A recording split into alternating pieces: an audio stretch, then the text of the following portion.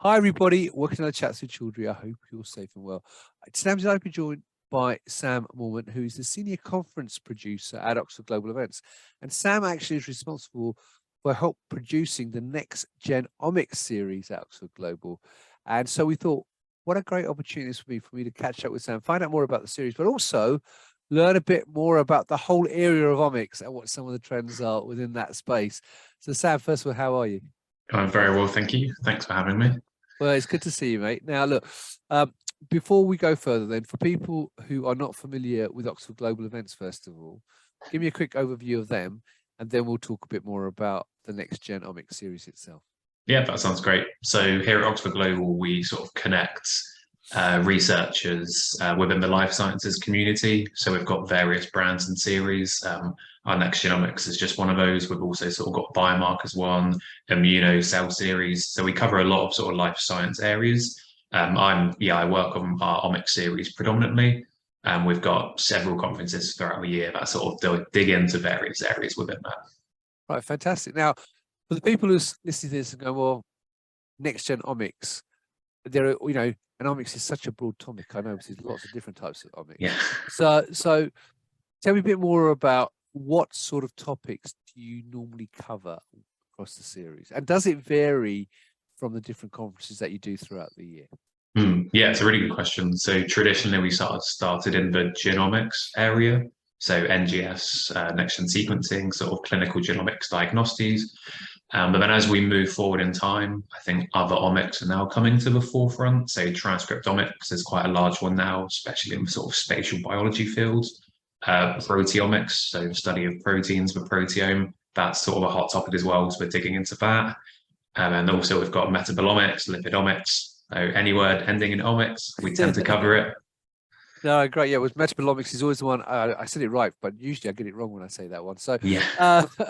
Now, so in terms of trends, then, because obviously your role is to make sure you've got the content for these conferences, so that delegates have a great event and great talks to listen to. So, from your experience, I mean, last year, what were some of the hot topics, and has it changed for this year?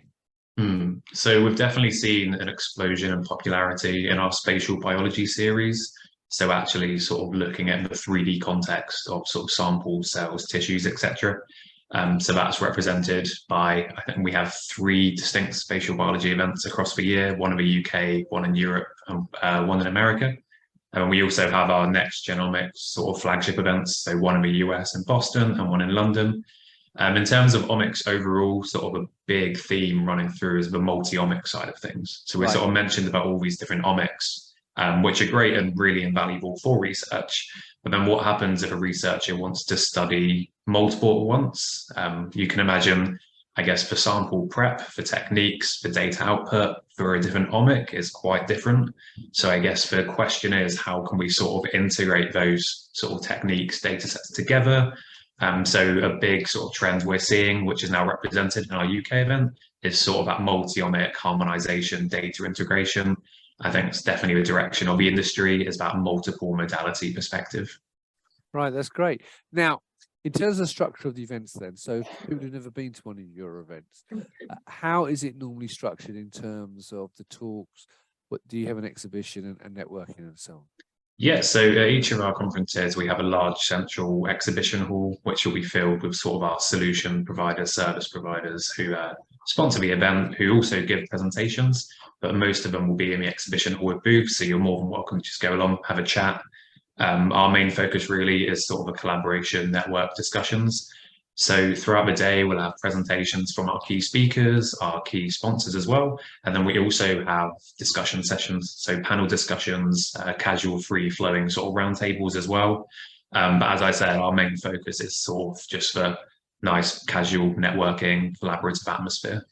Right, okay. And in terms of the events themselves, so some events and some event organizers I know have a sort of pre-main conference day where they may do workshops and so on, and sometimes have a post-conference day where they'll do studying and stuff, various study courses and things like that. So how does it work with the Oxford Global events? And also, maybe we could touch on the digital aspect of the event as well, but let's talk about that though. So Mm. is the event really, when you say 2-day event, is it actually a 2-day event with a conference and exhibition, or is it a 2-day event plus an additional day either before or after with something else?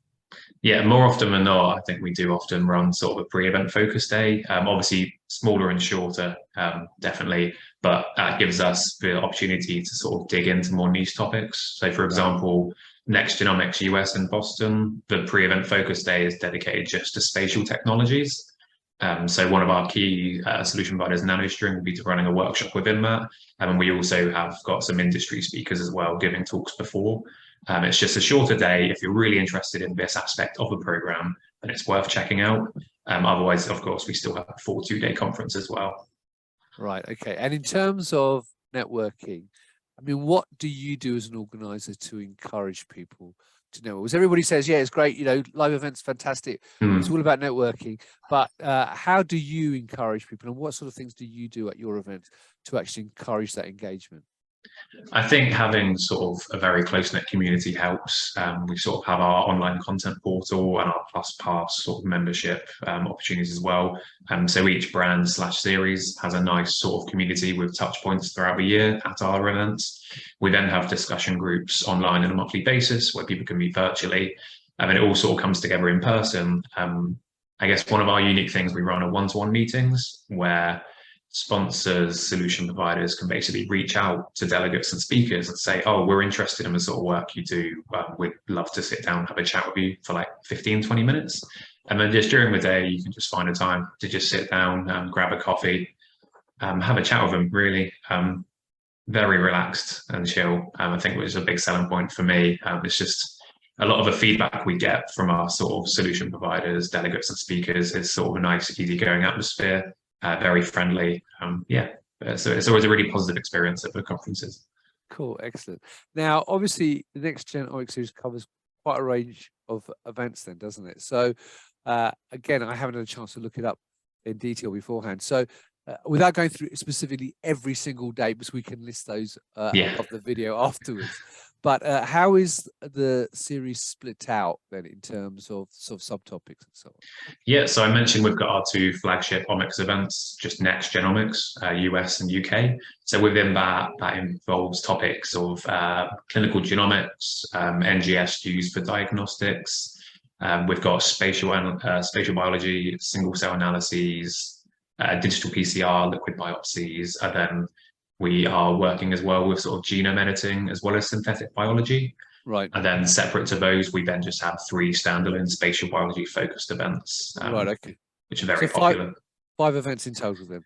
Essentially, yeah. Sort of big focus, I guess, on sort of the clinical side as well, sort of pushing these technologies into the hands of the clinicians, but then also sort of academics and industry leaders who are sort of leveraging and developing these techniques, applying them, whether that's to develop sort of pipelines from big pharmaceutical companies or academics sort of developing and refining these techniques.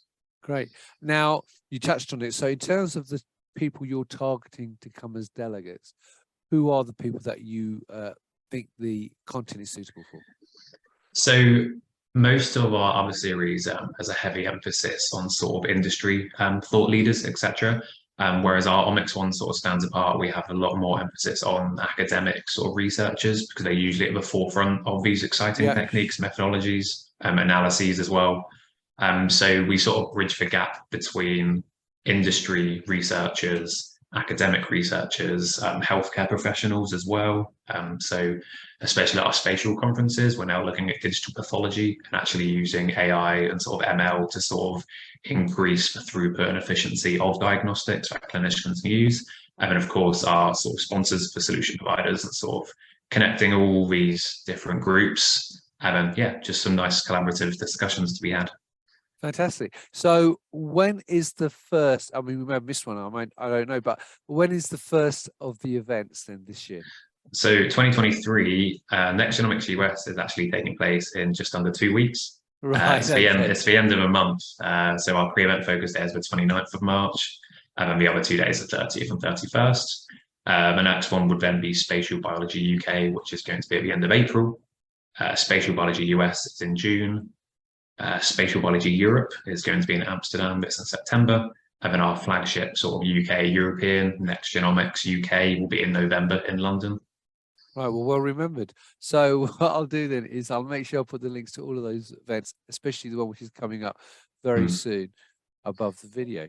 Fantastic. Now, final question for you is that, as I might have even asked you, my memory's going mad at the moment, actually.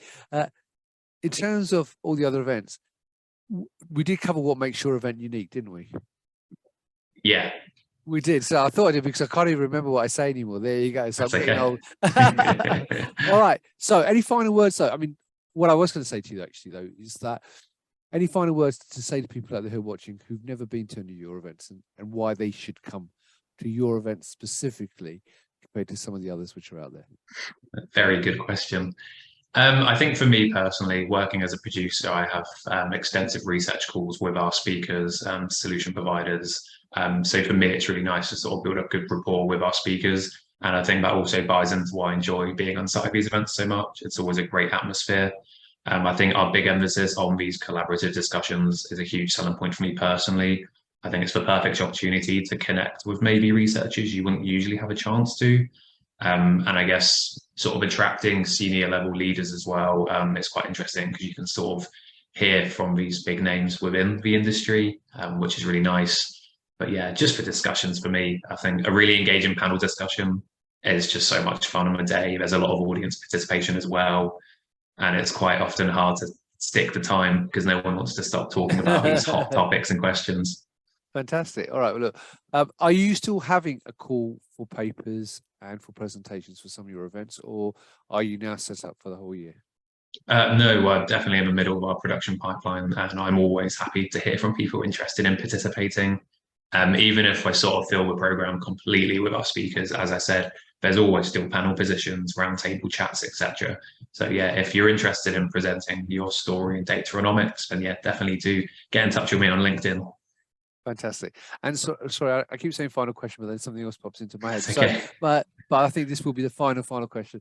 In terms of the digital element of the event, now I know during COVID, you guys went 100% digital, of course, and then I know as things eased out COVID, you were doing sort of a hybrid model. So, in terms of the digital element or an on-demand element of the event, how are you working now in terms of the events? Are they 100% in person with an on-demand version, or how are you sort of putting the events together now going forward? Yeah, so we're 100% in person just because we think that's, I guess, the most successful for this networking. I think when we did run hybrid events, that's totally fine. But I think we're far enough from a pandemic. Everyone's sort of craving a fully in-person experience.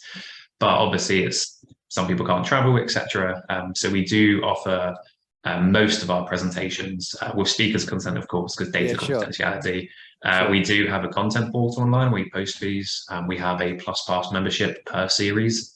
So you can go on our website to find out more, but by sort of joining our Plus Pass program, you'd have access to basically every single Omics recorded presentation across the entire series. So the sort of multiple conferences.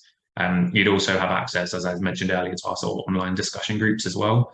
They're a really nice opportunity to have quite an intimate, maybe 15-person discussion on a very niche topic for about an hour. So there's lots of touch points throughout the year. We're sort of all about building a community within the Omics sphere, just to really sort of facilitate these good networking collaboration possibilities. Well, that's obviously one of the, if they can be called a benefit of the pandemic, is that it did encourage lots of event organizers to create these communities and how to actually maximize that engagement throughout the year rather than just at the events themselves. Great, fantastic. So there you go, viewers. If you're involved within the Omics sphere, in academia, in research, in industry, then please check out the Next Gen Omics series from Oxford Global. The link will be above the video with all the dates. As Sam said, he's producing all the content. So if you think it's something you want to be involved in, or you've got some great content that you'd like to share with a wider audience, get in touch with Sam and have a chat with him. I'm sure he'll be only too delighted to hear from you and see how possibly you can work together. So Sam, thank you very much for your time. It's great to catch up with you, mate, and I hope the event in 2 weeks' time goes really well, as do all the events throughout the year. And hopefully maybe I can get to see you in person at some of the events as well. And viewers, I hope you found it interesting. So check out the links above the video, and until next time, as always, stay well and stay safe. Bye-bye.